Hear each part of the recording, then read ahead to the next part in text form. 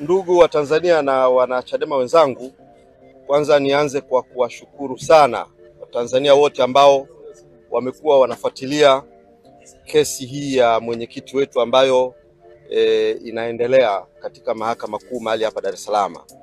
Ninawashukuru sana wale wanaofuatilia kwa njia mbalimbali. Ninawashukuru wale ambao wamekuwa wanakuja katika viunga vya mahakamani hapa, na kwa kweli inamtia moyo hata na mwenyekiti mwenyewe, na hasa katika kipindi hiki ambapo anajitetea, amechukua jukumu la kuwa wakili mwenyewe, kwa maana ya kujitetea mwenyewe.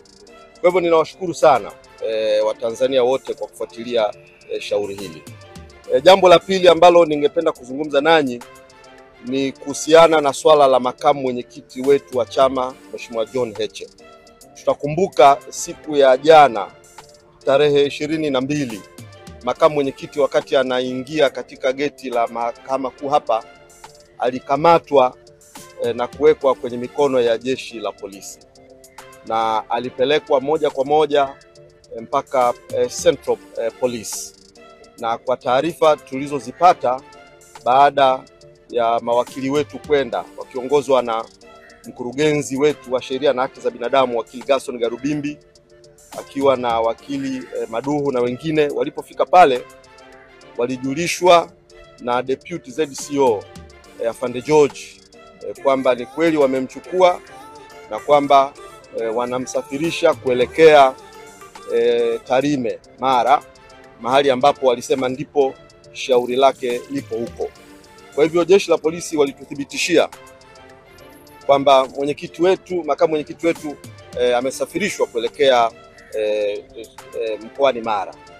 Lakini hadi hivi sasa tunavyozungumza, yakiwa yameshapita masaa 24 sasa, hadi hivi sasa tunavyozungumza, tumefuatilia pale wilayani Tarime, tumefuatilia mkoani, mawakili wetu wamekwenda kufuatilia na kuuliza iwapo Mheshimiwa Heche amefikishwa.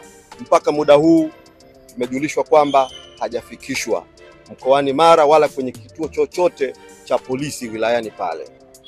Na tumejaribu kufanya bidii sana ya kuwatafuta baadhi ya viongozi wakuu wa jeshi la polisi bila mafanikio, lakini OCD wa pale Tarime pamoja na RCO kwa majibu yao waliwaeleza mawakili wetu kwamba wao hawana taarifa yoyote wala hawana shauri lolote ambalo wamelifungua linalohusiana na Mheshimiwa Heche kutakiwa kupelekwa mkoani Mara. Hawana taarifa yoyote wala hawana shauri lolote.